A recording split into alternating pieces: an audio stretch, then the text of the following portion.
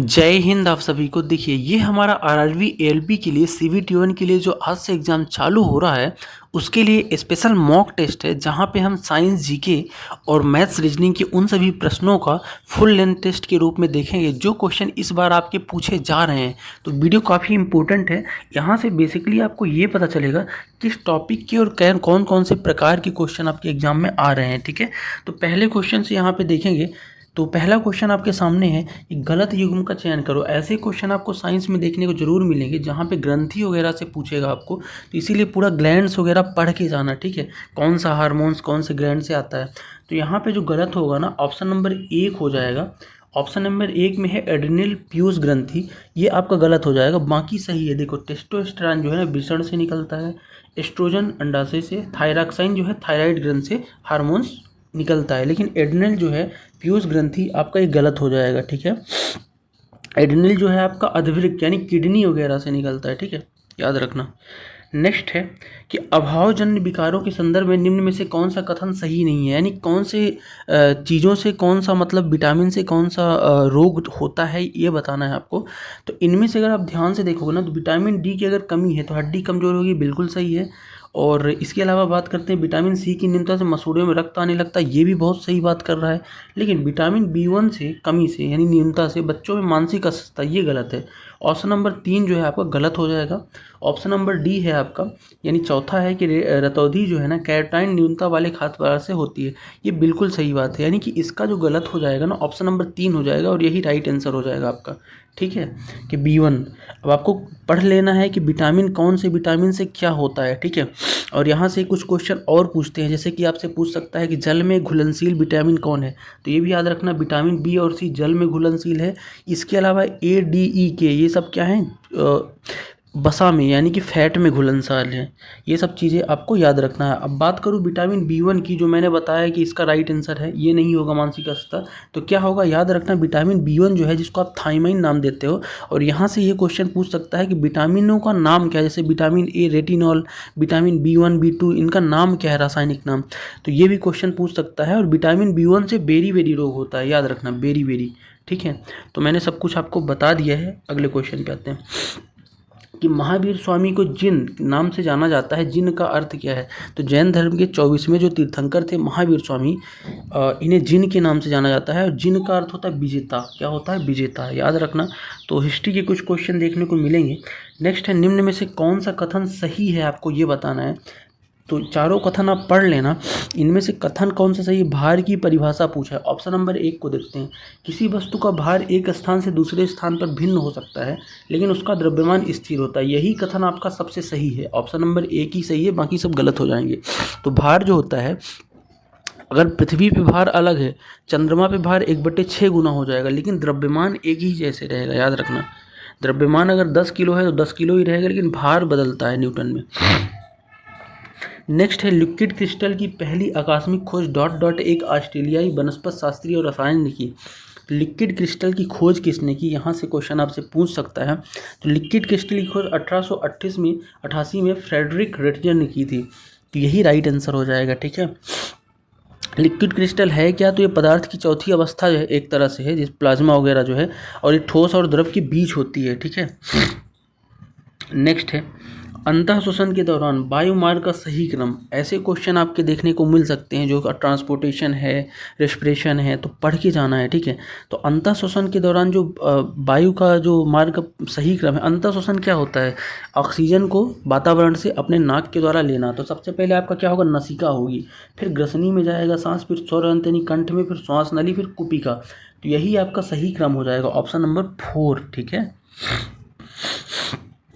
Next है, दिल्ली में राम मंदिर राष्ट्र मंदिर की एक साझा विरासत पुस्तक का विमोचन किसने किया। तो राम मंदिर राष्ट्र मंदिर पुस्तक की जो एक पुस्तक आई है, इसका विमोचन किया था आरिफ मोहम्मद खान, जो केरल के क्या है, राज्यपाल हैं। अब यहाँ से आपको ये ध्यान रखना है कि जितने भी आपकी नई बुक्स हैं, उनके ऑथर वगैरह के बारे में पढ़ के जाना।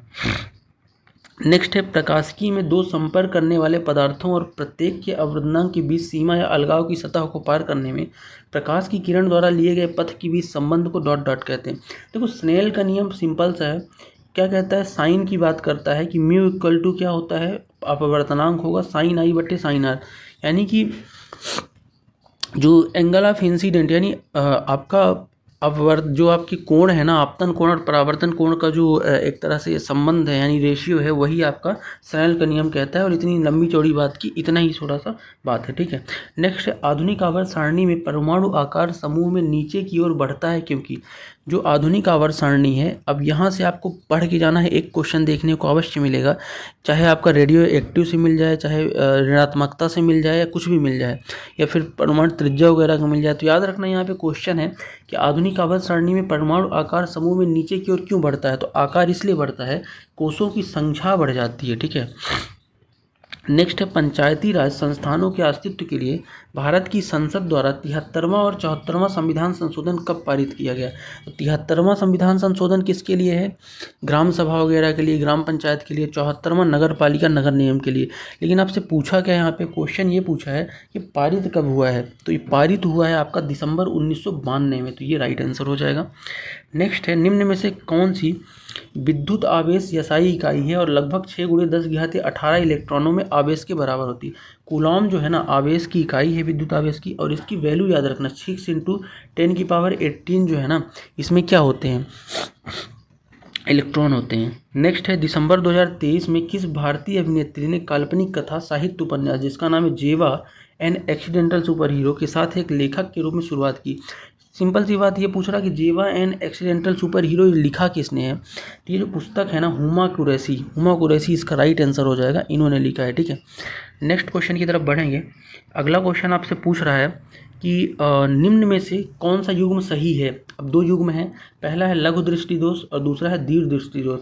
तो लघु दृष्टि दोष में दूरदृष्टिता होती है क्या, गलत बात। देखो अगर लघु दृष्टि यानी निकट दृष्टि दोष है, तो इसमें होता क्या है कि पास की चीज़ें तो दिखाई नहीं देती हैं, लेकिन दूर की चीज़ें तो दिखाई देती हैं लेकिन पास की नहीं दिखाई देती, यानी जो दृष्टि दोष है वही आपको नहीं दिखाई देगा।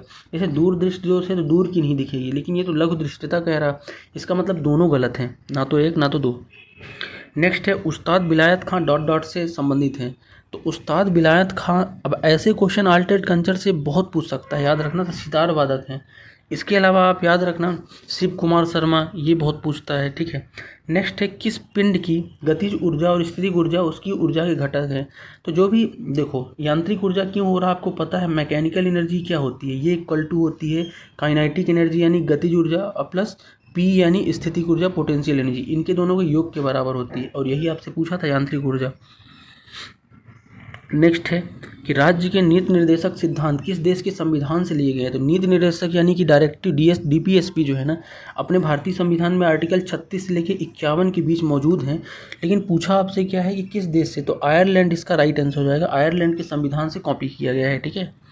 नेक्स्ट है निम्न में से कौन सा नियम चंद्रमा और सूर्य के कारण ज्वार भाटा के बारे में बताता है। तो गुरुत्वाकर्षण का जो नियम है ना, ये चंद्रमा और सूर्य जो है ना, गुरुत्वाकर्षण के कारण ही ज्वार भाटा होता है, ठीक है। यानी ज्वार भाटा कहने का मतलब ये है कि जो अगर मान लो समुद्र का पानी ऊपर आ रहा है यानी किनारों पे आ रहा है तो ज्वार है, दूर जा रहा है तो भाटा है, ठीक है। नेक्स्ट है अवक्षेपण अभिक्रियाएं तब होती हैं जब जलीय विलयन में पाए जाने वाला एक अभिकारक का धन आयन और दूसरे अभिकारक का ऋण आयन मिलकर बनता है। तो देखो जलीय विलयन जो है यानी जल में घुला हुआ विलयन, उसमें अवक्षेपण होता क्या है, तो जब धन आयन और प्लस आपका निगेटिव यानी माइनस आयन अग्लुसीन आयनिक ठोस हो तभी बनता है। कहने का मतलब ये कि अगर आपका क्या है NaCl है, NaCl में क्लोरीन और सोडियम है, सोडियम को अलग करना है तो ये आपका क्या हो जाएगा, अभिक्रियाएं हो जाएंगी, ठीक है। नेक्स्ट है 1913 में हिंदुस्तान गदर पार्टी का मुख्यालय। देखो हिंदुस्तान गदर पार्टी 1913 में स्थापना हुई, इसकी मुख्यालय पूछा है आपसे, तो मुख्यालय आपको बताना है कि ये कहाँ है। तो सैन फ्रांसिस्को में गदर पार्टी की है स्थापना लाला हरदयाल ने की थी, याद रखना है आप। नेक्स्ट है किस परिघटना के कारण स्वच्छ आकाश का रंग नीला दिखाई देता है। तो आकाश का नीला रंग प्रकाश के परिकिरण के कारण दिखाई देता है और इसको स्कैटरिंग ऑफ लाइट बोलते हैं, ठीक है, तो याद रखना आप। नेक्स्ट है उस उच्च न्यायालय का नाम बताइए जिसके क्षेत्राधिकार अंडमान और निकोबार द्वीप समूह के केंद्र शासित में आता है। यानी अंडमान निकोबार द्वीप समूह जो केंद्र शासित प्रदेश है, एक किस न्यायालय के क्षेत्राधिकार में आता है, तो कलकत्ता का जो उच्च न्यायालय है उसके क्षेत्राधिकार में इसको भी रख दिया गया है। तो ये क्वेश्चन आपको याद रखना है। नेक्स्ट है कि 1 किलोग्राम द्रव्यमान की वस्तु का भार लगभग न्यूटन होता है, यानी 1 केजी कितना होता है, तो 1 केजी लगभग आपको पता है 9.8 न्यूटन होता है 1 केजी, लेकिन लगभग आप 10 मान सकते हो, ठीक है, ग्रेविटेशनल एक्सेलरेशन। नेक्स्ट है लवण को पानी में घोला जाता है और इस लवण के विलयन का पीएच एक सार्वत्रिक सूचक पत्र से मापा जाता है।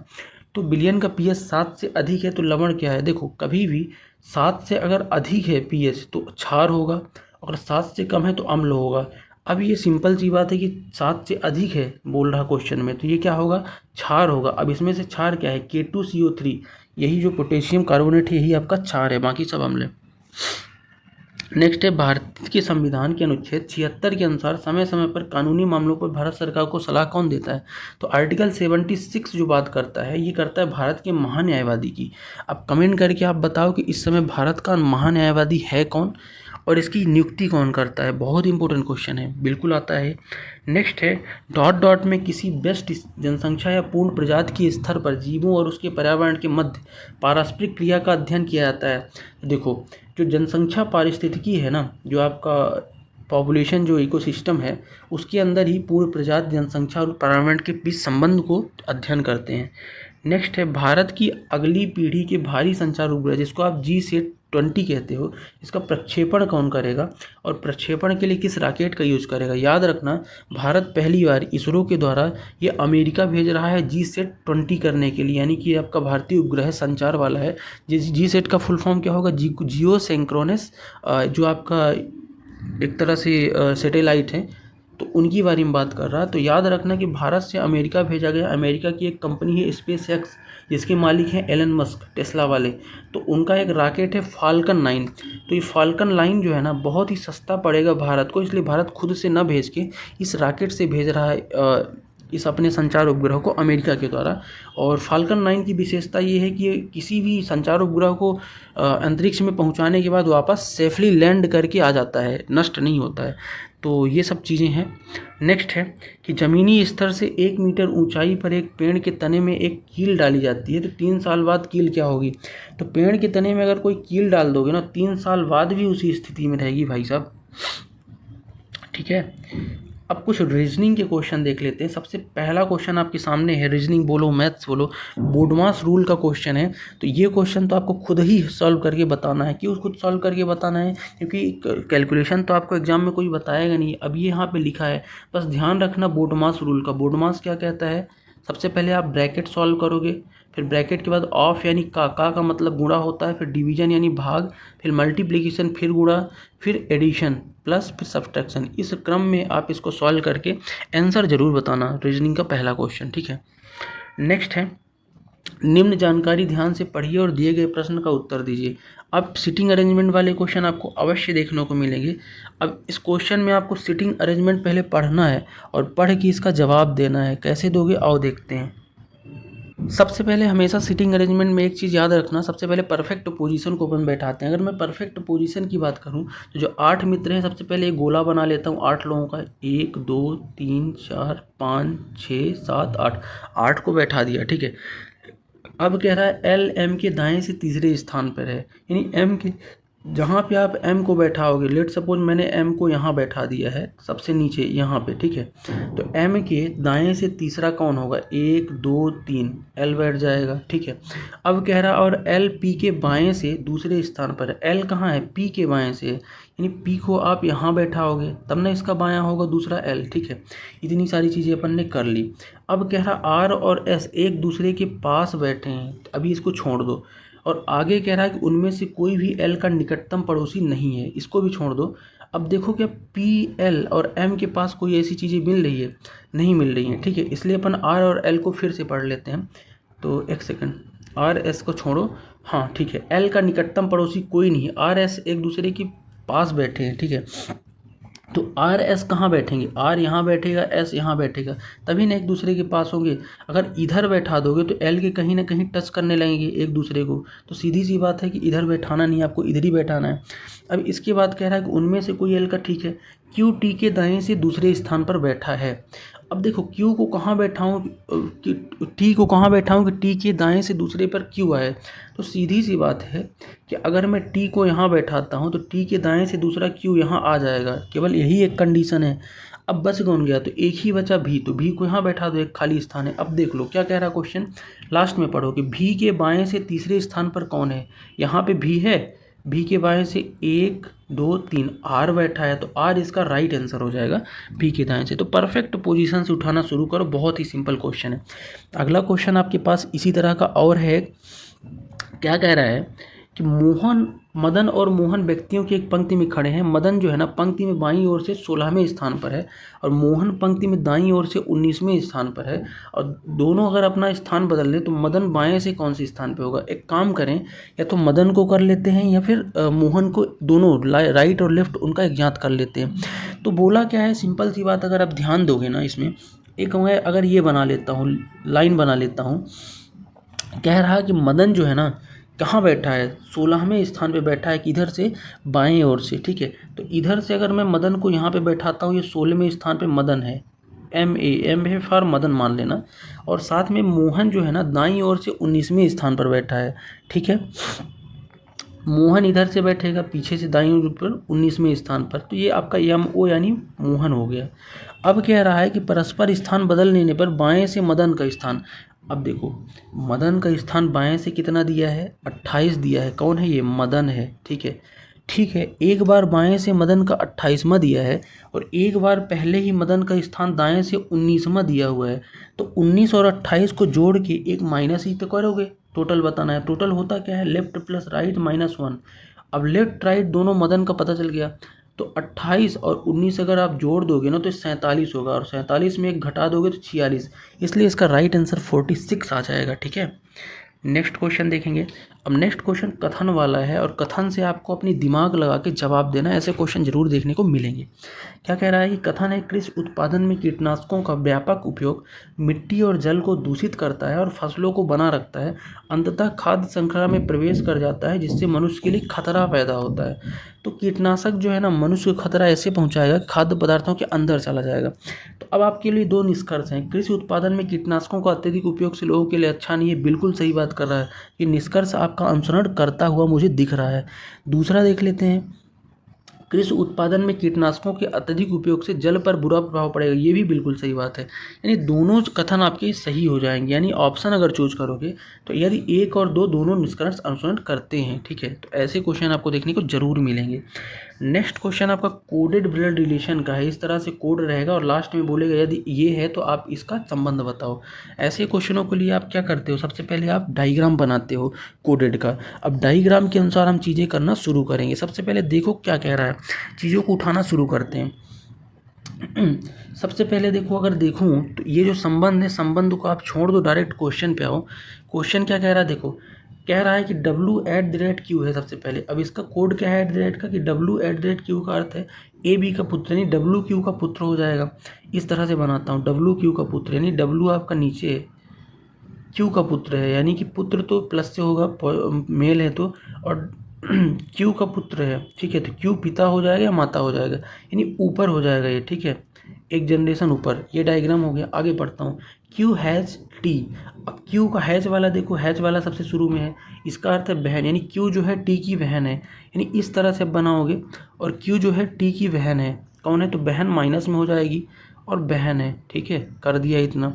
आगे पढ़ता हूँ, आगे कह रहा है कि T जो है यहाँ पे एक चिन्ह लगा है, इसका अर्थ एंड है, बाई। तो एंड वाले में देखो तो AB का पिता है, यानी T बाई का पिता है। T पिता है बाई का, यानी ये पिता है तो ऊपर ही रहेगा, और किसका पिता है, बाई का पिता है, तो पिता है, बाई को नीचे रख दो। आगे बढ़ता हूँ, बाई एट क्या है, पुत्र है।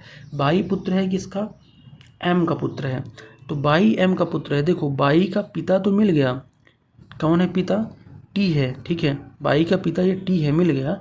लेकिन बाई का अब पुत्र है, यानी कि M जो है माता हो जाएगी, ऑब्वियस सी बात है बाई के लिए, तो इसको मैं माता बना देता हूँ। तो M क्या है, माता है, माइनस हो जाएगा माता इसी बाई की, ठीक है, एक पिता मिल गया। और लास्ट में क्या है, परसेंटेज का है, परसेंटेज की। अब परसेंटेज का अर्थ है माता, यानी AB की माता है, यानी MK की माता है, MK की भी माता है, के यहाँ पे बना देता हूँ, यानी ये भाई बहन या भाई भाई हो सकते हैं बाई के। अब पूछा क्या है, पढ़ो। देखो Q K से किस प्रकार संबंधित है, Q और K को उठा लो। देखो K यहाँ पे है, Q कहाँ है, यहाँ शुरू में है।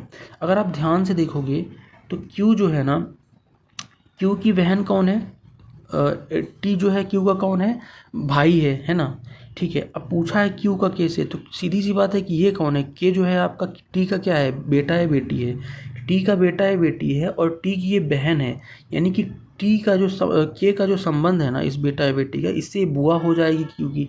तो अब बताना है क्यू का के से किस प्रकार संबंध है, तो क्यू के की कौन है, पिता की बहन या बुआ है, इस तरह से आप बता सकते हो। ठीक है, तो थोड़ा सा अपना भी लॉजिक लगाना। अगला फिर से कथन है, पढ़ते हैं कथन और निष्कर्ष वाला। क्या कह रहा है कि सभी छात्र डॉक्टरेट हैं और विश्वविद्यालय के सभी शिक्षक डॉक्टरेट हैं। दो आपका कथन है, निष्कर्ष है। कथन को इसको वेन डायग्राम से बना के सॉल्व करना पड़ेगा।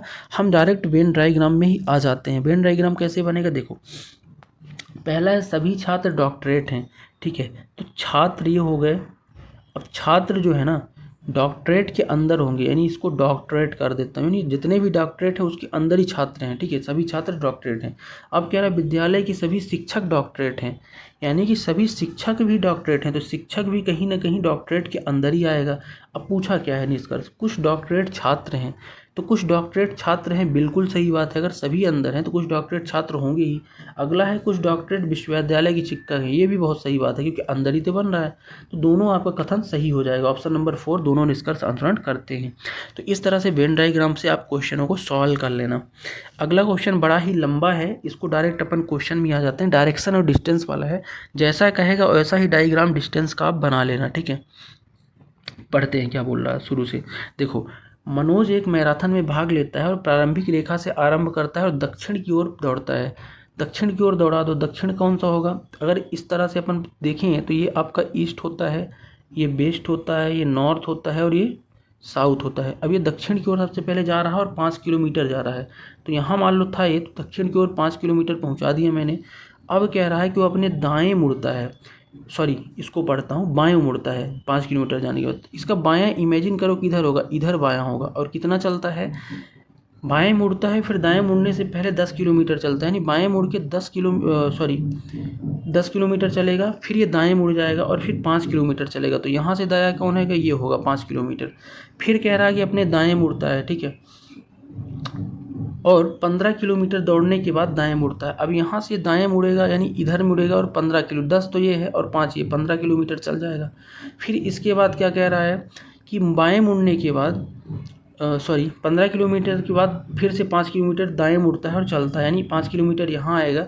फिर बाएं मुड़ने के बाद 5 किलोमीटर दौड़ता है। बहुत सारी आपकी कंडीशंस यहाँ पे दी हुई हैं, बाएं दाएं बाएं दाएं, तो इसको आप यहाँ पे जगह कम है इसलिए मैं बना नहीं पा रहा हूँ। इसी तरह से लेफ्ट राइट जो बोलता रहे करते रहो, और लास्ट में आपको दिशा बता देनी, यानी ओ से आपका कौन सी दिशा में दिख रहा है।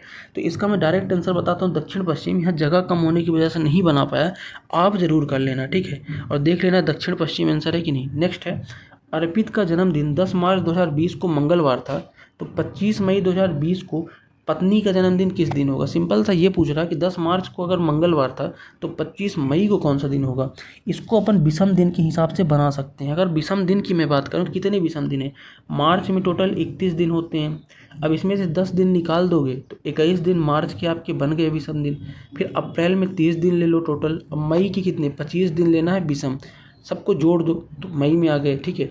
तो जोड़ोगे तो ये क्या होगा, 25 और 30 55, 1 56 10 66 10 76, यानी 76 आपके विषम दिन आ गए।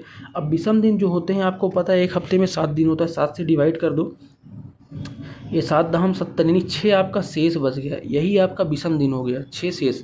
अब कोड देखो, अपन जब सोमवार से शुरू करते हैं, एक सेकंड कुछ गड़बड़ हो रहा है यहाँ पे, हाँ अपन सही हैं, कोई दिक्कत नहीं। देखो अगर आप सोचो कि मंगलवार था कब, 10 मार्च को था, ठीक है, तो अब 6 दिन मंगलवार से क्या करना है, शेष बचे हैं, यानी 6 दिन आप क्या करोगे, जोड़ दोगे मंगलवार से, तब आपको क्या मिलेगा, इनका मिलेगा, शेष जोड़ते ही ना। तो मंगलवार में अगर 6 दिन जोड़ोगे तो बुध गुरु शुक्र शनि रवि सोम, सोमवार हो जाएगा, इसीलिए सोमवार इसका राइट आंसर हो जाएगा। तो ऐसे क्वेश्चन भी आपको देखने को मिलेंगे, इसलिए कन्फ्यूज नहीं होना है, ठीक है, और डे पे निकाल लेना है, सिंपल है। नेक्स्ट है, एक निश्चित कोड भाषा में क्रो को 177, ईगल को 90 के रूप में कोडित करते हैं, तो उसी भाषा में डोव को, सिंपल सी बात है, पहले क्रो और इसका देख लेते हैं एक्चुअल में हुआ क्या है। अगर आप ध्यान से देखोगे ना तो इनके बीच रिलेशन आपको क्या मिलेगा। देखो सबसे पहले अपन क्रो को उठाते हैं, CROW, 177 कैसे बना है। क्रो का अगर प्लेस वैल्यू की बात करूँ 3 होता है, R 18 होता है, O 15 होता है, W 23 होता है, सॉरी 23 होता है ना प्लेस वैल्यू। ये चीज़ें याद रखना है। सबको अगर जोड़ दोगे तो क्या होगा, 59 हो जाएगा, इन सबको जोड़ोगे और 59 में अगर गुणे 3 कर दोगे ना तो 177 हो जाएगा। यहाँ से एक चीज़ पता चली कि ईगल का भी इन सब की प्लेस वैल्यू लिख के और इंटू कर दोगे तो आपको क्या मिल जाएगा, 90 मिल जाएगा, 3 का इंटू। तो ईगल के सभी अंकों को जब आप जोड़ोगे ना तो ई क्या होता है 5, ए होता है 1, जी होता है 7, एल होता है 12 और ये 5, सबको जोड़ोगे 30 होगा और 30 गुणे 3 90। इसी तरह से डब का आपको बनाना है, सेम क्राइटेरिया लगाना है। डब क्या है देखो, DOVE यानी 4 होता है, 15 इसका हो जाएगा। भी कितना हो जाएगा, भी की अगर मैं बात करूँ तो ये 22 होता है प्लेस वैल्यू, और ई की 5, सबको जोड़ दो तो ये आपका हो जाएगा कितना 46, और 46 गुणे 3 कर दोगे तो 138 आएगा और यही राइट आंसर हो जाएगा। ऐसे छोटे छोटे क्वेश्चन भी आपको देखने को मिलते हैं। नेक्स्ट है, उस विकल्प का चयन करें जो तीसरे पद से उसी प्रकार संबंधित है जैसे दूसरा पहले से है। ये आपका रिलेशन जैसे स्टेशन का इससे है और रेलवे का इससे बताना है, तो ये भी कोडेड वाला है। कैसे बताओगे आओ देख लेते हैं। देखो रिलेशन पता करो, तो स्टेशन में देखोगे क्या हो रहा है। सबसे पहले अगर देखो आप तो एस से अगर यू में जा रहा है तो +2 का बढ़ रहा है। अब इस टी से डब्ल्यू में जा रहा है, यू भी डब्ल्यू यानी +3 बढ़ रहा है। फिर आपका ए से ई में जा रहा है यानी +4 बढ़ रहा है, 2 3 4। इसी तरह से आगे +5 बढ़ेगा, +6 +7 +8 ऐसे बढ़ता जा रहा है। अब यही क्रम रेलवे में आपको बढ़ा देना है, 2 से शुरू करना है, +2 +3 +4। देखो जरा रेलवे में, तो रेलवे में अगर +2 करोगे सबसे पहले तो आर के बाद क्या आएगा ST यानी टी से शुरुआत होगी। अब देखो ए से +3 करो, BCD डी आ जाएगा। फिर आई है तो +3 करोगे, सॉरी +4 करोगे, JKLM TDM, ठीक है। फिर अगला जाओ तो अगला एल है तो एल से +5 करोगे, ठीक है। एल से, एक सेकंड, एल है ना, PQ यानी कि Q आएगा। अब देखो TDMQ किस में है, तो ऑप्शन नंबर 2 में ही तो है, बाकी आगे पढ़ने की ज़रूरत है ही नहीं। तो इस तरह से आपको बनाना था, सिंपल क्वेश्चन है। नेक्स्ट क्वेश्चन आपका इस तरह के देखने के ऊपर लेंगे, लंबे चौड़े नोट्स लगे रहेंगे और बोलेगा कि आपको ये जो चीज़ें लिखी है ना इनका जो आपस में रिलेशन है, ये जो क्रम बना रही वही आपको ऑप्शन में ढूंढना है। कैसे करोगे आओ देखते हैं।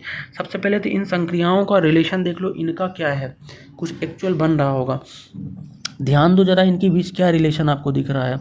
अगर आप ध्यान से देखोगे ना तो इनके बीच जो रिलेशन दिख रहा है, हम सबसे पहले पहले वाले को उठा लेते हैं। 8 5 क्या है 39 है। देखो क्या हो रहा है इसमें, तो अगर आप ध्यान से देखोगे तो 8 5, अगर 8 और 5 को जोड़ दूँ तो 13 होगा, और इसमें अगर गुणे 3 कर दूँ तो लास्ट वाला 39 संख्या मिल जाती है, ठीक है। इसी तरह से 14 11 75 को देख लो, 14 और 11 जोड़ोगे तो क्या होगा 25 होगा, और 25 में गुणे 3 कर दोगे तो 75 होगा। यानी शुरू के 2 को जोड़ के और गुणे 3 करो, तीसरी वाली संख्या आपको मिलती है। यही क्रम अगर आप ऑप्शन में देखोगे ना तो ऑप्शन 4, 7 और 4 जोड़ोगे तो 11 होगा और गुणे 3 करोगे तीसरा वाला 33 मिल जाएगा, इसीलिए ये सही है। नेक्स्ट है, उस विकल्प का चयन करें जो अक्षरों को प्रदर्शित करते हुए नीचे जो बाएं से दाएं अनुक्रमिक में सही दर्शाए। अब श्रृंखला वाला क्वेश्चन आपको देखने को जरूर मिलेगा। अब यहाँ पे एक सीरीज है, सीरीज कैसी है देखो, एल है, फिर स्पेस है, एफ आई, ऐसे कर करके बीच बीच में छूटा है अक्षर और इससे भरना है आपको ऑप्शन से। तो इसका सबसे पहले तरीका क्या होता है, क्रम देख लो कि भाई साहब जहाँ आपके स्पेशल क्रम मिल रहे हो वही आपका हो जाएगा। अगर आप ध्यान से देखोगे ना तो यहाँ पे DDFFIDN का क्रम मिल रहा है। अगर यहाँ देखो यहाँ पे सबसे शुरू में यहाँ D है, ठीक है। D के बाद अगर आप देखोगे तो DD, फिर से D आएगा, फिर इसके बाद क्या है F है, INN है, तो INN आना चाहिए। तो कौन से ऑप्शन मिल रहा है, तो आप कहोगे ऑप्शन नंबर 4 जो है इसमें ही मिल रहा है। I के बाद F फिर I, फिर है ना I, फिर ND, तो ऑप्शन नंबर 4 इसका फिट बैठ रहा है, ठीक है। नेक्स्ट है कथन निष्कर्ष वाला है कि दिए गए कथन में से ये कथन है, ये निष्कर्ष है और ऑप्शन हैं। तो आपको सबसे पहले कथन और निष्कर्ष प्रूव करना है, फिर ऑप्शन से आंसर देना है कि भाई इनमें से कौन सा कथन अनुसरण कर रहा है। कैसे करेंगे आओ देख लेते हैं। सबसे पहले कथन पे ही फोकस कर लेते हैं। पहला कथन आपके सामने क्या है कि S बराबर, एक सेकंड, कथन है, कथन पढ़ लेते हैं, एक सेकंड। क्या कह रहा है, S बराबर R is greater than Q, और ये फलाना ठिकाना जो भी लिखा है। और डायरेक्ट अपन देखते हैं निष्कर्ष पे। पहला निष्कर्ष है M is less than S। अगर आप ध्यान से देखो M यहाँ पे है और इसको कह रहा है लेस देन S है, तो S बराबर R है और R Q से मान लो बड़ा या बराबर है, Q P से छोटा है। लेकिन M और N में देखोगे तो N जो है छोटा है P से और Q बड़ा है।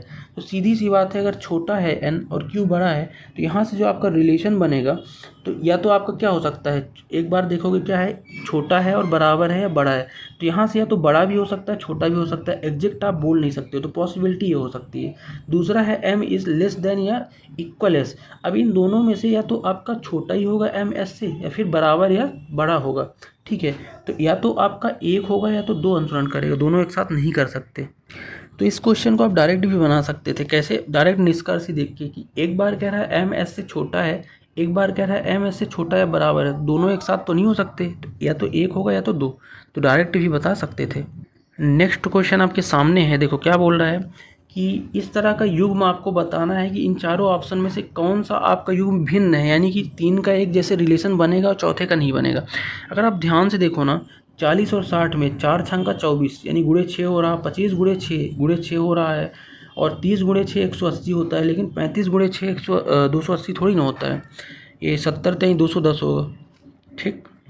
नेक्स्ट है कि दिए गए समीकरण में सही बनाने के लिए किन दो अंकों को परस्पर बदलना चाहिए। समीकरण है, इसको सही अगर बनाना है तो कौन से अंकों को बदलना चाहिए, ये तो आपको प्रैक्टिकल करना पड़ेगा। 2 और 6 इसका राइट आंसर होगा। 2 और 6 को बदल के देखना क्या सही है, 14 आ रहा है। नेक्स्ट है, दिए गए विकल्पों में से उस संख्या का चयन कीजिए जो निम्नलिखित प्रश्नवाचक चिन्ह को प्रतिस्थापित करे। सीरीज वाला क्वेश्चन है, 1695 है, 1598 है, 1521, 1464 है, फिर अगला आपको बताना है इसी क्रम में क्या होगा। कैसे करेंगे आओ देखते हैं। सबसे पहले इनके बीच डिफरेंस आप देख लोगे, क्योंकि डिफरेंस आपको दिख रहा है, डिफरेंस के अलावा चीज़ें थोड़ा सा कठिन लग रही हैं। अगर मैं डिफरेंस की बात करूँ तो किस तरह से इसका डिफरेंस अपन निकाल सकते हैं, आओ देखते हैं। अगर आप ध्यान से देखोगे ना, चलो यहाँ पे लिख देता हूँ, क्या लिखा है, रुको, 1695 लिखा है, ठीक है, फिर है 1598, फिर है 1521 और अगला है 1464। क्रम देखो, 1695 में अगर 1598 में जाओगे तो आप कहोगे कि माइनस का 97 कम कर दो, कितना कम कर दो, माइनस का 97, तो 1598 मिल जाएगा।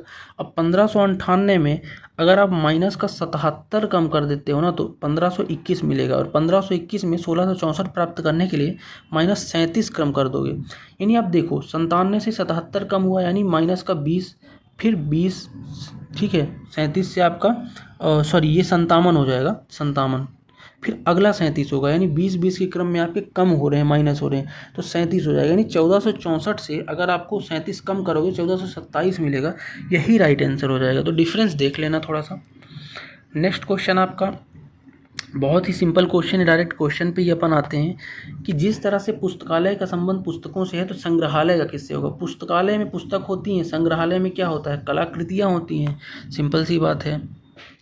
नेक्स्ट आपका बहुत बड़ा कथन क्वेश्चन है, डायरेक्ट अपन कथन पे ही आते हैं। क्या कह रहा है कथन की, राजनीति भारतीय मीडिया में सबसे अधिक चर्चित विषयों में से एक है। कथन आपका ये है। अब निष्कर्ष देख लेते हैं। पहला निष्कर्ष है, प्रत्येक भारतीय राजनीति से प्यार करता है, ठीक है। दूसरा है, अधिकांश भारतीय दर्शक राजनीति मुद्दों पर चर्चा करना पसंद करते हैं। तो इसका आपको बताना है कि कौन सा कथन जो है अनुसरण करता है। तो देखो, प्रत्येक भारतीय राजनीति से प्यार करता है, ये गलत बात है, सभी के लिए नहीं बोल सकते, कुछ हेड भी तो कर सकते हैं, लेकिन अधिकांश भारतीय राजनीतिक मुद्दों पर चर्चा करना पसंद करते हैं, बहुत सही हो जाएगा कथन के अनुसार, ठीक है। तो ऑप्शन नंबर 2 इसका अनुसरण करता है, यहाँ एक नहीं दो होगा, ठीक है। अगला क्वेश्चन आपके सामने फिर आ गया है कि स्टार की जगह चिन्हों को बदलने पर, संतुलित करने पर सही संयोजन बताइए। यानी जहाँ जहाँ स्टार है ऐसे कौन से ऑप्शन में से चिन्ह रख दें कि आपका 190 मिल जाए। तो अब इसका आंसर तो भाई साहब प्रैक्टिकल वाला है, खुद से करके आपको देना है। बस एक लॉजिक यहाँ पे मैं आपको छोटा सा बता देता हूँ। याद रखना कि डिवाइड वाला चिन्ह वहीं होगा, आपको पता है बोर्डमास रूल लगाना है चिन्ह लगा के, यानी सबसे पहले डिवीजन ही होगा इसमें से, और डिवीजन अगर सबसे पहले होगा तो डिवाइड का चिन्ह वहीं होना चाहिए जहाँ पे इजीली डिवाइड हो जाए। तो अगर ऑप्शन नंबर 2 में देखो 3 में तो यहाँ डिवाइड है, और यहाँ देखो तीसरे नंबर पे यही आएगा और डिवाइड कर रहा है, तो यहीं कहीं होना चाहिए, ठीक है। तो अब देख लेना कौन सा होगा, ठीक है। अब यहाँ से अपन शुरू करेंगे किसका, मैथ्स के क्वेश्चनों का। यह ध्यान से देख लेते हैं क्या कह रहा है। देखो, बोल रहा है कि शांतनु एक टोपी जो है उसकी, शांतनु की एक लंबवृत्तीय शंकु के आकार की है। सबसे पहले लंबवृत्तीय शंकु बना लेते हैं, शंकु की आकार की ऐसी टोपी होगी जोकर वाली। फिर कह रहा है जिसकी आधार की त्रिज्या 7 सेंटीमीटर और ऊंचाई 24 सेंटीमीटर है। तो इसकी आधार की त्रिज्या, आधार इसका गोलाकार होता है, यानी इतनी लंबाई जो है ना कितनी हो जाएगी 7 है, और ऊंचाई यानी ये हो जाएगी यहाँ से लेके यहाँ तक, कितनी है ऊंचाई, ऊंचाई है 24। ठीक है, अब कह रहा है ऐसी 5 टोपियाँ बनाने के लिए आवश्यक शीट का क्षेत्रफल ज्ञात कीजिए। अब देखो आवश्यक क्षेत्र का क्षेत्रफल बोला है, यानी कि शंकु का क्षेत्रफल निकालना आपको पड़ेगा। और शंकु का क्षेत्रफल होता क्या है भाई साहब, तो आप बोलोगे शंकु का क्षेत्रफल होता है पाई आर एल। क्या होता है, पाई आर एल। लेकिन आपके पास एल तो है ही नहीं, तो सबसे पहले एल निकालोगे। अगर आप ध्यान से देखो ना तो ये जो निकला है ना, ये ऊंचाई 24 और आधार की त्रिज्या 7। ठीक है, तो यहाँ से ये तिर्यक ऊंचाई होगी, यानी ये वाला पोर्शन, यही तो एल हो जाएगा। और एल निकालने के लिए क्या करोगे, ये 24 और 7 जो दिए हुए हैं ना, पाइथागोरस थ्योरम निकाल के एल लगा ले हुए। तो अगर 24 7 को सॉल्व करोगे तो कर्ण का वर्ग बराबर लंब का वर्ग धन आधार का वर्ग होता है ना पाइथागोरस, यानी एल स्क्वायर यानी कर्ण का वर्ग स्क्वायर क्या हो जाएगा, 24 का स्क्वायर 576, 7 का स्क्वायर 49, दोनों का स्क्वायर कर दोगे तो एल आ जाएगा। ठीक है, तो एल यहाँ से निकालो, तो एल क्या आएगा 576, और इसको सॉल्व करोगे 625 हो जाएगा। अब 625 का स्क्वायर करोगे तो क्या आएगा, रूट स्क्वायर आएगा 25, यानी एल की वैल्यू क्या मिल गई, 25 मिल गई। अब फॉर्मूले में पुट कर देते हैं, पाई आर एल फार्मूला है 22/7 गुणे आर तो 7 दिया है, और एल 625 का 25 आ गया था ना, 25 दिया, 7 से 60 कट गया, 25 गुणे 22। अब 25 गुणे 22 जो करोगे ना, वो सीट आएगी, सीट का क्षेत्रफल। लेकिन आपको 5 टोपी बनाना है, यानी 5 का गुणा भी करना है, तो 25 गुणे 22 गुणे 5। ठीक है, और 25 गुणे 22 गुणे 5 करोगे तो 2750 आएगा। ठीक है, तो यही आपका राइट आंसर हो जाएगा, करके देख लेना। ठीक है, तो ऐसे भी क्वेश्चन आपके देखने को मिलेंगे। अगला है, एक ठोस अर्धगोले का आयतन ज्ञात कीजिए जिसका व्यास 21 सेंटीमीटर है। बहुत ही सिंपल क्वेश्चन है, अर्धगोले का आयतन पूछा है। आपको गोले का आयतन पता होगा तो अर्धगोले बता दोगे। देखो गोले का आयतन होता है 4/3 पाई आर क्यूब, लेकिन अर्धगोले का आयतन होता है 2/3 पाई आर क्यूब। क्या होता है, 2/3 पाई आर क्यूब। रख देता हूँ, तो 2/3 पाई की वैल्यू क्या लेना है, 22/7 बोला है, आर क्यूब, आर की वैल्यू, अगर व्यास आपका 21 है तो आपका व्यास का आधा रेडियस होता है, यानी त्रिज्या, तो 21/2 क्या हो जाएगी, रेडियस हो जाएगी। लेकिन क्यूब है, यानी 3 बार 21/2 गुणे 21/2 गुणे 21/2 करना पड़ेगा, और यहीं से आपको आंसर मिल जाएगा।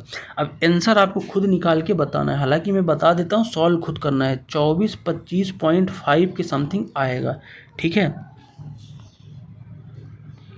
नेक्स्ट क्वेश्चन आपका एलजिब्रा से है, आओ समझते हैं क्या बोल रहा है। देखो, यदि a cube minus B cube बराबर 56 है, a माइनस बी बराबर ये है, तो a square plus B square का मान आपको ज्ञात करना है। ठीक है, देखो a cube minus B cube बराबर कितना दिया, 56। तो सबसे पहले आपको फार्मूला पता होना चाहिए a cube minus B cube का होता क्या है पूरा। तो a cube minus B cube का फार्मूला मैं लिख देता हूँ, क्या होता है, ये हो जाएगा आपका a minus B into A square plus A B plus B square, ये होता है फार्मूला। अब देखो यहाँ पे A square plus B square तो है, ठीक है, और ए माइनस बी की वैल्यू दिया है, और साथ में ए बी की वैल्यू नहीं दिया है, लेकिन निकालना क्या है, ए स्क्वायर प्लस बी स्क्वायर निकालना है। कैसे निकालोगे, देखो आओ समझते हैं। यहाँ पे अपन थोड़ा सा समय बचाने के लिए लॉजिकली करते हैं। देखो ए माइनस बी कितना है, ए माइनस बी दिया है आपका 2, तो लेट सपोज ए क्यूब माइनस बी क्यूब। अब ऐसी वैल्यू ए और बी की लो जो आपका 2 डिफरेंस आए। अगर मैं छोटी छोटी, क्योंकि 56 ए क्यूब माइनस बी क्यूब दिख रहा है, छोटी छोटी वैल्यू लेता हूँ। अगर मैं 4 माइनस 2 ले लेता हूँ तो 2 ही आएगा ए और बी की, और इनका क्यूब अगर करूँ तो 4 का क्यूब क्या होता है, 4 चौको 16 चौको 64, और माइनस बी क्यूब सेटिस्फाई करा लेता हूँ, 2 दूनी 4 दूनी 8, 64 में 8 चले गए 56, यानी ए और बी आपको 4 और 2 मिल गया, यहाँ से सेटिस्फाई करा ले गए डायरेक्ट सिंपल तरीके से। तो ए स्क्वायर प्लस बी स्क्वायर निकाल लोगे, 4 का स्क्वायर 16 होता है, बी स्क्वायर 2 का स्क्वायर 4, यानी 16 4 20, इसलिए 20 ही राइट आंसर हो जाएगा। ये तो आपका सिंपल तरीका हो गया, और इसी तरीके को अप्रोच रखना है, समय कम है इसलिए। बाकी आप ऑप्शन से अलावा फॉर्मूले से भी कर सकते हो, लेकिन अपन गए नहीं उस पर। ठीक है, नेक्स्ट क्वेश्चन है कि बाई एक कार्य को 20 दिनों में पूरा कर सकता है, जेड उसी कार्य को 10 दिनों में पूरा कर सकता है। यदि दोनों मिलकर कार्य करते हैं तो 3 दिनों में कुल कार्य का कितना % पूरा होगा। देखो बाई 20 दिनों में कर लेता है, जेड जो है 10 दिनों में, दोनों का एलसीएम लोगे वही टोटल वर्क आएगा, और 20 और 10 का एलसीएम क्या आएगा, 10 दूनी 20 यानी 20 ही आ जाएगा। अब इफिशिएंसी निकाल लो, तो एक दिन का 20/20 करोगे तो 1 यूनिट काम करेगा भाई, और ये 20/10 यानी 2, जेड जो है 2 इफिशिएंसी आ गई, यानी 2 यूनिट करेगा। अब पूछा क्या है कि 3 दिनों में कुल कार्य कितना हो जाएगा परसेंट, अगर साथ मिल करें, साथ करेंगे तो 2 + 1 3, यानी एक दिन में 3 यूनिट दोनों साथ मिलके करेंगे, वाई प्लस जेड। अब 3 दिन ये क्या करते हैं, काम करते हैं, तो कुल कार्य कितना करेंगे, अगर एक दिन में 3 करते हैं, 3 दिन में 9 यूनिट करेंगे, लेकिन काम कितना है 20 यूनिट है, तो कितने परसेंट हो जाएगा। अब यहीं पे आपका क्वेश्चन फंसता है। देखो 9 यूनिट इन लोगों ने 3 दिन में किया, टोटल है कितना 20 है, तो आपको क्या करना पड़ेगा 20 का x% निकालना पड़ेगा जो 9 होगा। तो 20 का x% 9 क्या होगा, देखो इसके लिए सिंपल सा यही करेंगे कि 20 का x% बराबर 9। ठीक है, तो 20 इधर रहने दो, ले जाओ उधर, तो x% क्या होगा, x इधर रहने दो, परसेंट ले जाओगे तो 9 गुणे क्या हो जाएगा 100/20, यानी 900/20। अब 900/20, 0 से 0 कटा और ये आपका कितना आ गया, एक सेकेंड, लॉजिकली सोचो तो 9 काम हुआ है अगर 20 यूनिट में, तो 50% भी काम नहीं हुआ है, यानी 50% तब होता जब 10 यूनिट हो जाता आधा 20 का, तो 50 से कम होगा, और 50 से कम तो यही आंसर है आपका 45, यही ऑप्शन हो जाएगा। लॉजिकली भी सोच सकते हो, निकाल भी सकते हो। ठीक है, नेक्स्ट है, एक कार जो है 1/5 यानी कि 1.5 घंटे में 60 किलोमीटर पर घंटे की गति से यात्रा करती है, और फिर 3 घंटे 45 किलोमीटर पर घंटे की गति से यात्रा करती है। इसके बाद 30 मिनट 55 किलोमीटर की दूरी तय करती है, तो पूरी यात्रा के लिए औसत गति। कभी भी ऐसा क्वेश्चन आया तो एक सिंपल सा तरीका आपको फॉलो कर देना है। उस सिंपल से तरीके की अपन यहाँ बात कर लेंगे। क्या है, देखो कभी भी अगर आपको अलग अलग डिस्टेंस दी हुई और अलग अलग समय दिया हो, तो अगर औसत चाल निकालनी है, औसत गति निकालनी है, तो इसका डायरेक्ट फार्मूला क्या होता है, एवरेज स्पीड इक्वल टू जो आपकी कुल दूरी है, कुल दूरी बटे कुल समय। ठीक है, कुल दूरी बटे कुल समय। अब सबसे पहले कुल दूरी निकाल लो कितनी है। देखो अगर 1.5 घंटे 60 किलोमीटर पर घंटे से चलाओगे, तो यानी कि 1 घंटे में अगर 60 किलोमीटर चलाओगे तो 1.5 घंटे में कितना 90 किलोमीटर, तो कुल दूरी में पहली दूरी 90 आ गई। दूसरी देखते हैं, फिर 3 घंटे 45, यानी कि 1 घंटे में 45 किलोमीटर, 3 घंटे में 45 गुणे 3 करोगे, और 45 गुणे 3 क्या होता है, 40 3 120, 5 3 15, 135। ठीक है, फिर देख लेते हैं अगला। अगला कह रहा है कि 30 मिनट 55 किलोमीटर पर आवर की दूरी तय करते हैं, यानी 30 मिनट में 55 तय कर रहा है, तो डायरेक्ट 55 ही जोड़ देंगे क्योंकि इस बार किलोमीटर में दिया है। ठीक है, यानी कुल दूरी आ गई। अब कुल समय कितना लगा, देखो शुरू में 1.5 घंटे लगा था, फिर 3 घंटे लगा, और फिर 30 मिनट लगा। यानी अगर आप जोड़ोगे तो 1.5 घंटे और 3 घंटे 4.5 घंटे, और ये 30 मिनट आधा घंटे, यानी 5 घंटे बटे 5 कर दोगे कुल समय। अब कर लो, तो 90 135 और 55 को अगर मैं जोड़ दूँ तो कितना होगा, 280 हो जाएगा, और बटे 5 है, और 280 बटे 5 करोगे तो औसत चाल आ जाएगी गति। 280 बटे 5 करोगे तो कितना होगा, 55 25 5 6 30, यानी 56 किलोमीटर पर घंटा आपके राइट आंसर आ गया एवरेज स्पीड। यानी कुल दूरी बटे कुल समय के तरीके से आपको इसको करना था। ठीक है, नेक्स्ट क्वेश्चन है कि 20 लोग संयोजित डिनर पार्टी के लिए एक होटल में गए, उनमें से 12 ने अपने अपने खाने पर 175 रुपये खर्च किए, और बाकी सभी ने 20 के औसत खर्च की तुलना में 75 अधिक खर्च किए। उनके द्वारा खर्च किया गया कुल धन क्या होगा। सिंपल सा क्वेश्चन है, आओ देखते हैं। ठीक है, मान लो औसत खर्च आपका x है, कितना है, x रुपये है। लेट कर लेते हैं कि औसत खर्च कितना है, x रुपये है। अब क्वेश्चन के हिसाब से अपन रिलेशन बनाएंगे। देखो सबसे पहले कह रहा है कि 20 लोगों का जो खर्च है ना, अगर x औसत है तो टोटल खर्च कितना होगा, तो 20 गुणे x हो जाएगा। ठीक है, 20 गुणे x क्या हो जाएगा, टोटल खर्च हो जाएगा। ये किसके बराबर होगा, 12 ने अपने खाने पर 175 खर्च किए, यानी कि जो भी वैल्यू आएगी ना, यानी टोटल पैसा आएगा 12 गुणे 175।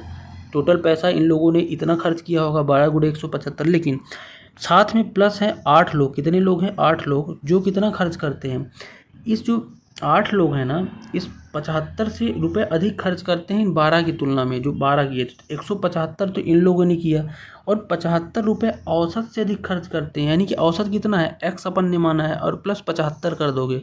ठीक है, इस तरह से आपका रिलेशन बन जाएगा, 12 8 20 लोग। अब देखो दोनों को इक्वल कर लो, तो 20x इधर हो जाएगा, और ये क्या आएगा, 75 गुणे 175 गुणे 12 करोगे तो कितना होगा, ये हो जाएगा 2100, और प्लस 8 को अंदर इंटू कर दो तो 8x प्लस 75 गुणे 8 हो जाएगा ये, और 75 गुणे 8 होता है 600। अब यहाँ से x निकाल लो। ठीक है, कैसे निकालोगे, 21 6 2700 हो जाएगा ये, और 8x को इधर लाओगे तो कितना हो जाएगा, 12x बराबर 2700।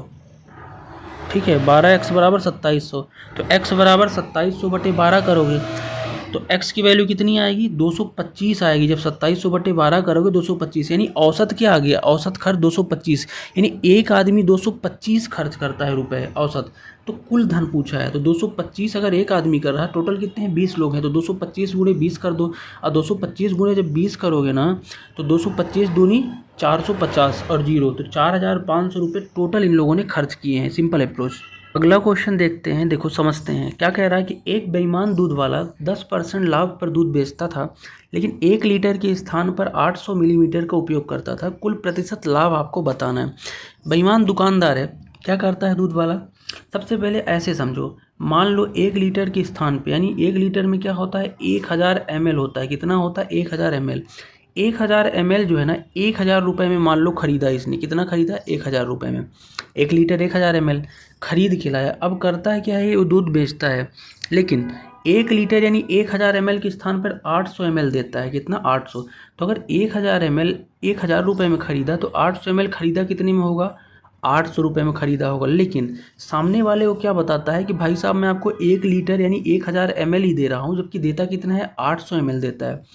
तो पहले तो 1000 ml बता के 10% लाभ ले रहा, यानी 1000 ml का अगर 10% लाभ लेगा, यानी 1000 रुपये में 10% लेगा, तो 1000 का 10 होता है 100, यानी कि उसने तो 1100 रुपये में तो बेचा। कितने में बेचा 1100 रुपये में, ठीक है। लेकिन 1100 रुपये में जो बेचा है, कितने का दूध बेचा है, तो 800 ml ही देगा, और 800 ml 800 रुपये में, यानी कि 1100 रुपये में बेचा, लेकिन ये 1100 रुपये का जो खरीदा कितने में था, सीपी 800 में ही खरीदा होगा। बात समझ रहे हो। यानी कि सबसे पहले 800 ml दे रहा है, यानी 800 को दे रहा है, लेकिन बता सामने वाले को 1000 ml दे रहा है, लेकिन उसमें 10% का लाभ ले रहा है, यानी 1000 का 10% 1100 रुपये ले रहा, लेकिन 800 रुपये में खरीदा होगा। हो गए कि 800 में खरीदा, 1100 में बेचा, यानी 300 का लाभ हुआ उसे। कितने में से 800 में से लाभ हुआ। जीरो से जीरो, जीरो से जीरो कटे, यानी 3/8 गुणे 100% के लिए, तो 300/8 करोगे।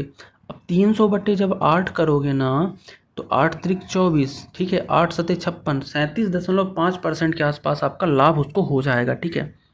बोल रहा है देखो, अगला क्वेश्चन आपसे बोल रहा है कि 24 लीटर के मिश्रण में अम्ल और जल का अनुपात 3:5 है। मिश्रण में 6 लीटर जल मिलाया जाता है, तो नए मिश्रण में अम्ल और जल का अनुपात देखो। सबसे पहले मैं लिख देता हूँ एसिड, ये क्या है एसिड है, और ये है वाटर। वाटर दोनों का अनुपात क्या है, सबसे शुरू में 3 और 5 अनुपात है, लेकिन कितने में से 24 में थे। तो सबसे पहले इनकी वैल्यू निकालो लीटर में, तो 5 3 8 हो जाएगा। 8 में से अगर देखो दोनों को जोड़ोगे 24/8, एक की वैल्यू क्या आएगी 3। अब एसिड कितना होगा 3 त्रिकाई 9 हो जाएगा, और ये आपका 5 3 15, 15 वाटर हो जाएगा। अब आगे क्या बोल रहा है कि 6 लीटर और पानी मिलाते हैं, तो 15 लीटर ये है, 6 इसमें मिला दोगे तो 15 6 क्या होगा 21 हो जाएगा। यानी अब अनुपात 9:21 हो गया है। क्या हो गया 9:21। काट दो, 3 त्रिकाई 9, 3 सत्ते 21, यानी 3:7। अब 3:7 ऑप्शन नंबर 1 नया आपका मिश्रण का जल और अनुपात हो जाएगा, ठीक है। अगला क्वेश्चन आपके सामने है, क्वेश्चन को आप पढ़ते हैं। क्या बोल रहा है देखो, दो संख्याओं का योग जो है कितना है 30 है। एक संख्या 4 गुना दूसरी संख्या के 3 गुना से एक अधिक है, तो बड़ी संख्या। मान लो मैं मान लेता हूँ संख्याएं क्या हैं आपकी, संख्याओं को मैं मान लेता हूँ x और y है। क्या है x और y। तो क्वेश्चन में अगर आप ध्यान से देखो तो एक दोनों संख्याओं का योग यानी x + y बराबर कितना दिया है 30। इक्वेशन नंबर 1 हो गया। आगे बढ़ता हूँ, एक संख्या का 4 गुना दूसरी संख्या से 3 गुना से एक अधिक है।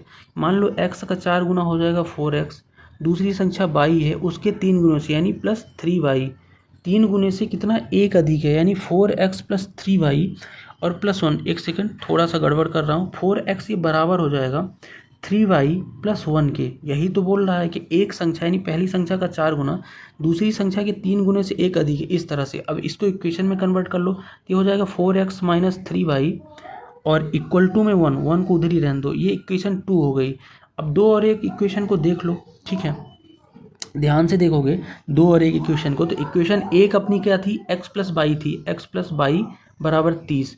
एक काम करता हूँ मिटा के इनको इधर लिख देता हूँ। देखो पहली इक्वेशन आपकी क्या थी, आपकी x + y बराबर 30 थी। दूसरी क्या है 4x - y 3y। एक सेकंड, हाँ 4x - 3y इक्वल टू 1 है। अब दोनों का विलोपन विधि लगा के x और y की वैल्यू निकाल सकते हो। कैसे देखो, अगर मैं यहाँ पे ध्यान से देखूँ ना, तो यहाँ पे 4 का इंटू करूँगा और नीचे आपका 1 का, तो ये हो जाएगा 4x। विलोपन विधि तो पढ़े होगे, 4x प्लस 4y बराबर 120। एक काम करता हूँ, इसको पूरा ही मिटा के कर देता हूँ, जगह कम है यहाँ पे, रुको। तो यहाँ पे हमने दोनों इक्वेशन को लिख दिया है। जब विलोपन विधि लगाओगे तो 4 का इसमें इंटू होगा ऊपर वाले पूरे में, और 1 का होता है पूरे नीचे वाले इक्वेशन में। तो कर दिया, 4 को ऊपर किया तो 4x प्लस 4y और प्लस 30 को 120 आ गया, और नीचे किया 1 का तो डायरेक्ट हूबहू उतर जाएगा। अब चिन्ह बदल दो। चिन्ह कैसे बदलोगे, यहाँ माइनस, यहाँ प्लस और यहाँ माइनस कर दो। ये 4x से 4x कट गया, और 4 और 3 7y हो गए, और ये हो गया 120 में एक चले गए 119, यानी y बराबर क्या आएगा 119/7 हो जाएगा, और 17 सत्ते 119, यानी y की वैल्यू कितनी आ गई 17। अब बड़ी संख्या 17 होगी और छोटी संख्या 13 हो जाएगी। क्यों? क्योंकि आपको 30 दोनों का योग करना है, तो 17 इसका राइट आंसर हो जाएगा। ठीक है, नेक्स्ट क्वेश्चन है। नेक्स्ट क्वेश्चन आपसे पूछ रहा है कि इकाई का अंक बताइए। इनमें से इकाई का अंक कैसे निकालते हैं, सबकी इकाई को इंटू करते जाओ तो इकाई का अंक मिल जाएगा। कैसे, देखो ध्यान से देखो, 9 इसका इकाई अंक है, 9 त्रिक 27। ये सब ना भी देखोगे ना, तब भी ऐसे दो अंकों को छोड़ो, इकाई के अंकों को ढूंढो जिसका योग करने पर इकाई का अंक 0 है। अगर इसका 5 है, अगर इसमें देखो इकाई का अंक 5 है, इसमें 8 है इकाई का अंक, तो 5 गुणे 8 करोगे 40 होता है। एक बार कहीं आपको 0 मिल जाए और गुणे हर जगह हो, तो जितना भी गुणे होगा हर बार 0 ही इकाई का अंक मिलता जाएगा, तो इसीलिए 0 इसका राइट आंसर हो जाएगा। ठीक है, आई होप समझ पा रहे होगे। नेक्स्ट क्वेश्चन आपका सामने है कि बानी ने 55,000 रुपये का निवेश करके एक व्यवसाय शुरू किया और 5 महीने बाद संदीप व्यवसाय में शामिल हो गया। 1 वर्ष बाद बानी और संदीप के बीच लाभ का अनुपात 11:14 है, तो संदीप द्वारा निवेश की गई राशि। सिंपल क्वेश्चन है, सिंपल अप्रोच से अपन इसको कर सकते हैं। आओ करना स्टार्ट करते हैं। कैसे करेंगे आओ देखते हैं। सबसे पहले अगर आप ध्यान से देखोगे तो 55,000 रुपये निवेश कौन कर रहा है, बानी कर रही है। ठीक है, तो बानी ने 55,000 किया। ठीक है, अब 1 वर्ष बाद कह रहा है, नहीं 55,000 गुणे 12, तो बानी ने कुछ 12 महीने तक निवेश किया, तो 55,000 को गुणे 12 हो जाएगा। लेकिन जो आपका संदीप आया ना, तो 5 महीने बाद आया, तो 12 में से अगर 5 चले गए तो ये 7 महीने ही रहा है। तो 7 महीने रहा है, तो 7 कर दो महीने के लिए और x कर दो इसके निवेश के लिए। अब अपन को पता नहीं है, लेकिन ऐसा करने पर जो लाभ का अनुपात है, यानी ये अनुपात कितना आ रहा है 11:14 आ रहा है। यानी कि अगर मैं इधर लिख दूँ इसको, एक सेकेंड, अगर मैं 55 गुणे 12 और यहाँ पे 7 गुणे x कर दूँ, तो इन दोनों का अनुपात क्या होना चाहिए 11:14 होना चाहिए। तो यहाँ से x की वैल्यू निकालो, वही संदीप का निवेश हो जाएगा। तो आओ देख लेते हैं x कैसे निकालोगे। निकाल सकते हो इसका आंसर आप खुद भी। ठीक है, कमेंट करके आप बताना कि इसका आंसर क्या होता है, और इसका आंसर हालांकि लगा है लेकिन आप क्रॉस चेक करके बताना। ठीक है, कि इतना आ रहा है कि नहीं। कुछ नहीं करना है, इसको तिर्यक गुणा ऊपर करोगे, इसको इधर करोगे और x की वैल्यू पक्षांतर करके निकालना है। ठीक है, ये आपके ऊपर छोड़ रहा हूँ, कैलकुलेटिव है क्योंकि कैलकुलेशन तो आपको खुद ही करनी है भाई साहब। अगला क्वेश्चन देखेंगे क्या कह रहा है। देखो अगला क्वेश्चन आपके सामने है, जो बोल रहा है कि एक समद्विबाहु त्रिभुज में यदि एक समान और असमान भुजाओं का अनुपात 6:1 जा रहा है, तो इनका परिमाप 46 सेंटीमीटर है। त्रिभुज का क्षेत्रफल बताओ। देखो समद्विबाहु होता कैसे है, मान लो इसकी दो भुजाएं क्या है, ये दोनों बराबर है और एक भुजा जो है अलग है। समद्विबाहु में दो भुजाएं बराबर होती हैं, और भुजाएं जो बराबर है उनका अनुपात क्या है। देखो समान पहले बोला है, यानी समान 6, मान लेता हूँ 6 और x और 6x ये दोनों बराबर भुजाएं हैं, और ये भुजा 11x है। ठीक है, परिमाप कितना है 46 है। तो त्रिभुज का क्षेत्रफल आपको बताना है। सबसे पहले भुजाएं ही पता कर लूँ तब ना क्षेत्रफल बताऊंगा। आपको पता है कि त्रिभुज का जो परिमाप होता है तीनों भुजाओं का योग होता है, और तीनों भुजाओं का योग यानी परिमाप की वैल्यू दी है। अगर तीनों को जोड़ दो 6x प्लस 6x 11x, 6 12 11 23, यानी 23x जो है ना ये 46 के बराबर है। तो x बराबर क्या होगा 46/2 यानी 23 यानी 2 हो जाएगा। यानी कि इन तीनों की भुजाओं की आपको लंबाई पता चल गई। x की वैल्यू रख दोगे ये 12 हो जाएगा, ये भी 12 होगा बराबर है तो, और ये 11 दूनी 22 हो जाएगी तीसरी वाली भुजा। अब तीनों भुजाएं अगर पता चल गई तो परिमाप का फार्मूला क्या होता है। परिमाप का फार्मूला होता है √, ठीक है, s into s minus a into s minus B into s minus c. यही तो हेरोन फार्मूला होता है, जहाँ पे s क्या होगा अर्ध परिमाप। s यानी अर्ध परिमाप, यानी कि 46/2, 46 परिमाप है तो 23 अर्ध परिमाप आ गया। ठीक है, s की वैल्यू आ गई। अब सबको पुट कर देता हूँ। देखो 23 यहाँ होगा इंटू एस माइनस ए कितना है 12 मान लो है, तो 23 में 12 चले गए तो 11 बचा, फिर अगला फिर 11 बचा क्योंकि वो भी 12 है, और अगला एस माइनस सी यानी 22 चला गया तो 1 बचेगा। ठीक है, तो यहाँ से जब आप इसको सॉल्व करोगे ना तब आपका राइट आंसर मिलेगा। और 121 यानी 11 बाहर निकालो तो 11√23 आएगा। और 11√23 को अगर आप सॉल्व करोगे ना तो लगभग आपका कितना आएगा, 52 दशमलव कुछ आएगा, यानी 53 के अप्रॉक्सीमेट आपका आएगा। तो ऐसे क्वेश्चन भी आपको देखने को मिलेंगे। ठीक है, अगला क्वेश्चन आपके सामने है कि राम ने एक कुर्सी बाजार मूल्य का 35% छूट पर खरीदी। यदि राम कोई छूट नहीं मिली होती तो उसे 245 रुपये अधिक देने पड़ते, तो राम ने कुर्सी का कितना भुगतान किया है आपको ये बताना है। ठीक है, बहुत ही सिंपल अप्रोच से इस क्वेश्चन को बनाएंगे। देखो बोल क्या रहा है, बोल रहा है कि राम जो है कुर्सी का मूल्य जो है जितना भी होगा उसमें 35% की छूट पाता है। अगर ये छूट ना मिलती 35%, 245 रुपये अधिक देने पड़ते। तो कहीं ना कहीं जो 35% है ना, 245 ही इसकी वैल्यू होगी, क्योंकि 245 35% के बराबर है। ठीक है, तभी ना ये पैसे अधिक देने पड़ते, छूट न मिलती। तो आप डायरेक्ट बोल सकते हो कि जो 245 है ना ये 35% के बराबर है। किसके बराबर है, 245 35% की। तो 1% के लिए क्या करोगे, 45 है, 245/35 करोगे तो 1% की वैल्यू आएगी। और कितना भुगतान किया है आपसे ये पूछ रहा है, तो इससे पहले आप क्या निकाल सकते हो, अगर इस बंदे ने आपको 35% की छूट दे रहा है यानी कि 65% हो जाएगा। 100 में से अगर 35 घटाओगे तो 65% आपका 1% ऐसे निकाल लिए 245/35 से, और गुणे 65% कर दोगे क्योंकि 65% ही भुगतान किया होगा। ठीक है, और इंटू करोगे तो आपका आंसर आ जाएगा।